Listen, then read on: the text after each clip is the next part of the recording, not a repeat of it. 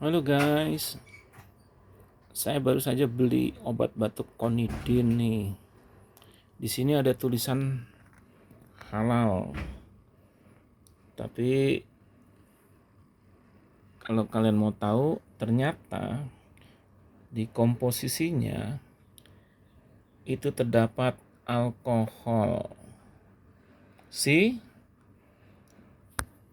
dan cukup besar 1,38% dalam satu sasetnya.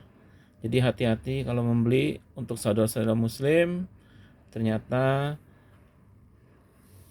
Konidin, obat batuk kayak OBH ini mengandung alkohol.